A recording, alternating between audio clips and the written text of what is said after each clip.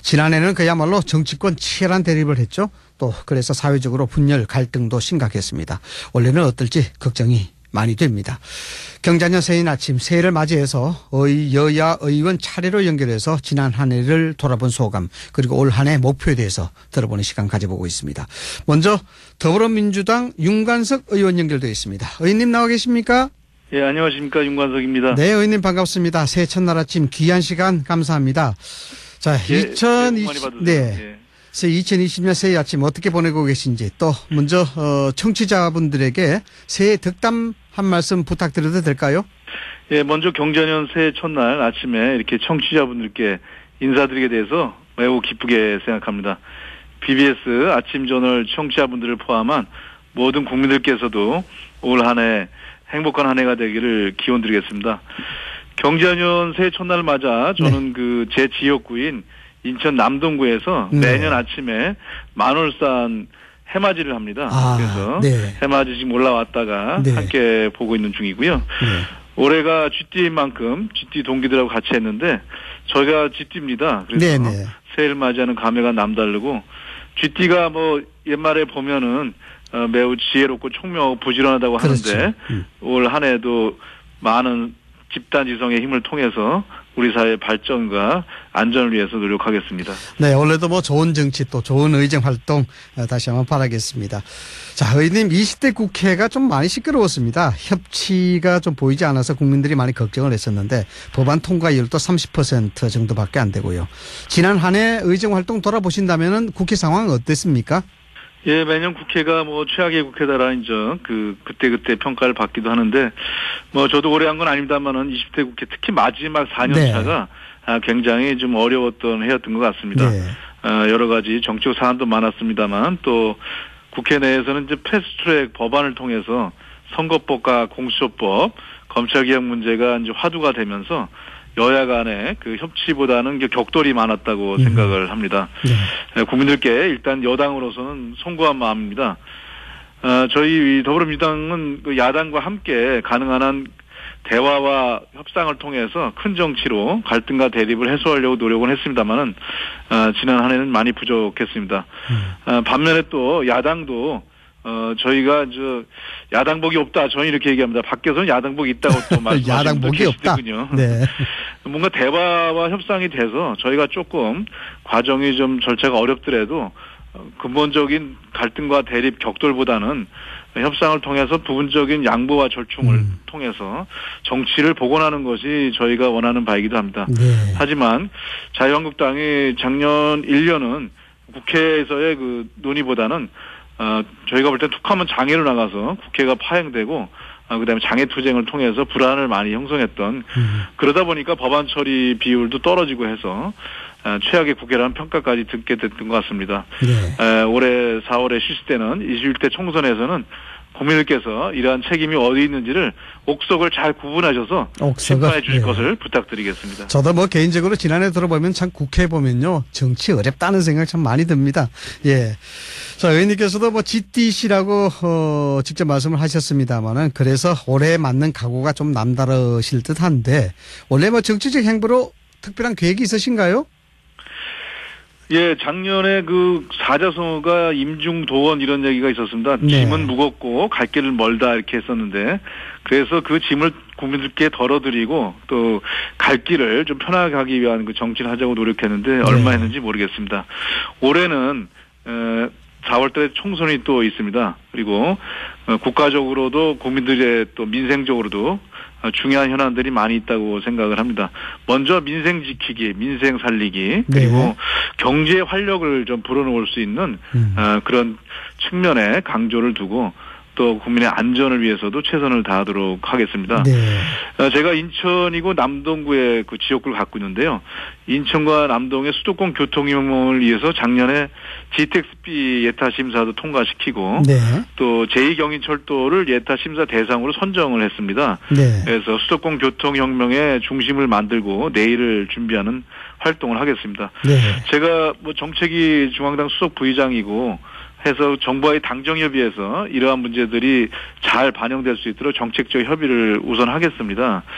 두 번째로는 이제 인천시당위원장이어서 4월 총선에서 저희 민주당이 유권자들의 지지를 받을 수 있도록 정책적으로나 또 선거 활동을 잘 하도록 하겠습니다. 마지막으로는 국토교통위원회 상임위 간사를 맡고 있는데요. 네. 말씀드렸던 수도권 교통혁명이 차질 없이 빠른 시기에 진행될 수 있도록 추진하겠습니다. 끝으로 제가 지금 저희 당의 그 총선 기획단에서 공약단장을 맡고 있습니다. 그러시군요. 예. 그래서 좀 그동안 12월에는 좀 패스트트랙 법안이다 이게 시끄러워서 공약을 이렇게 본격적으로 선보이지 못했는데요. 준비는 좀 했습니다. 그래서 1월 달부터는 이제 발표를 할 텐데 우리 청년과 사회적 약자를 위한 공약, 그다음에 또 우리 민생 살리기와 경제 활력을 위한 공약 이런 부분들을 위해서 최선을 다하도록 하겠습니다. 네. 문재인 대통령의 1호 공약이었었죠. 공수처 설치 법안. 연말에 아주 시끄러웠었는데 여당에 어떤 의미가 있는 일이라고 보십니까? 예, 이번 12월에 패스트트랙 법안이 통과된 것은 몇 가지 의미가 있는데 첫째로는 선거구제는 이제 양당 중심의 기득권 제도에서 다당제로 이렇게 전환되는 그런 변혁의 시기를 맞이했다고 생각을 합니다. 네. 4월 선거를 지나보면은 이게 우리 정치에서 어떻게 그 제도적으로 정착되는지를 평가할 수 있을 거라고 봅니다. 두 번째는 공수처법, 검찰개혁법인데요. 아직 남아있는 검경수사권 조정은 1월 초에 처리가 될 것으로 예상됩니다만은 그동안에 이제 검찰개혁이 우리 사회의 하나의 화두가 되어 왔습니다. 그래서 민주적으로 통제받는 또 권력기관 간의 균형과 견제가 가능한 그런 검찰 개혁이 이제 시작됐다 이렇게 보시면 될 것 같습니다. 네. 마지막으로 하나 이 두 가지 가려 있습니다만은 선거법 연령이 하향됐습니다. 하향 조정됐죠. 네. 예, 19세까지 저희가 OECD 36개국 중에서 유일하게 19세 선거권을 가지고 있었는데 18세로 낮춰졌습니다. 그래서 이번 선거부터는 18세들도 선거권을 행사할 수 있는 부분이 새롭게 변한 점입니다. 네.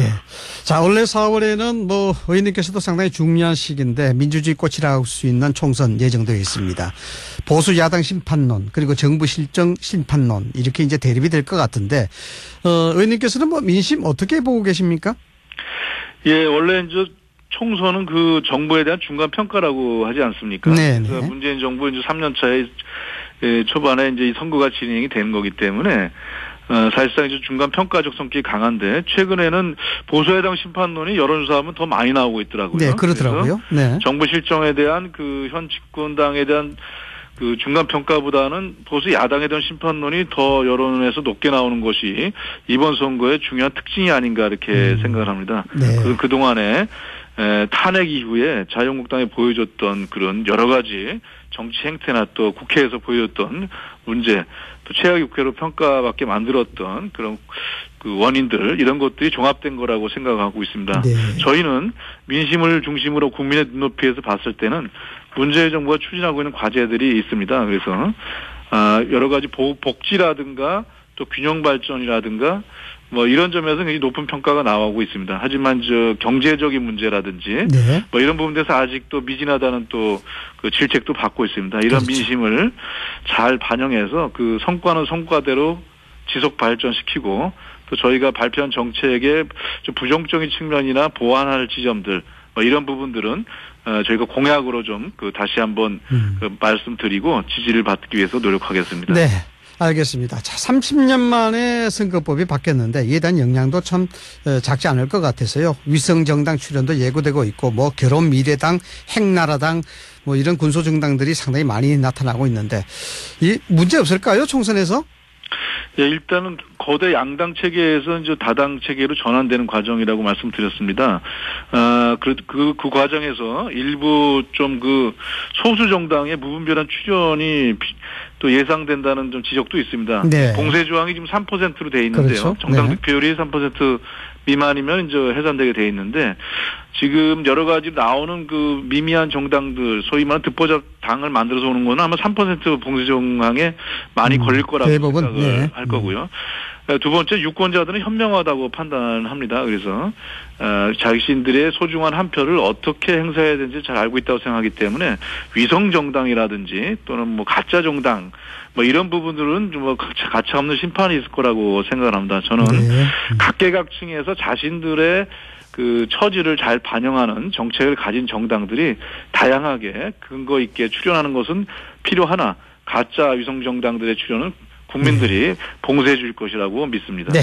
자, 마지막으로 의원님 2020년도 여의도 정가 모습 지난해하고는 좀 많이 달라져야 될 텐데 야당에 바라는 점 있으면 간단하게 한 말씀 해 주시죠.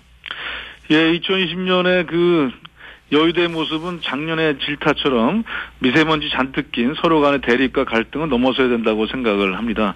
그러기 위해서 저희 정부나 여당도 좀 더 대화 협상에 나서야겠습니다만 야당은 작년 말에 있었던 패스트트랙 전국에서 특기 부대가 국회를 점령하고 휘젓고 다닌다든지 또 국회에서 의정 활동하는 날짜보다 장애 투쟁하는 날짜가 더 많다든지 이런 모습들은 좀 바뀌고 지양해야 될 거라고 생각합니다.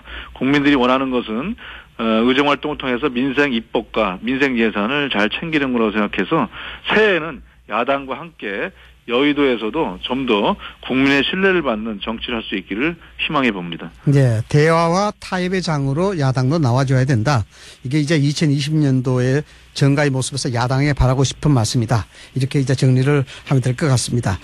네, 올해도 의원님 좋은 의정 활동 기원하겠습니다. 예, 감사합니다. 네, 말씀 감사합니다. 지금까지 윤관석 민주당 의원이었습니다.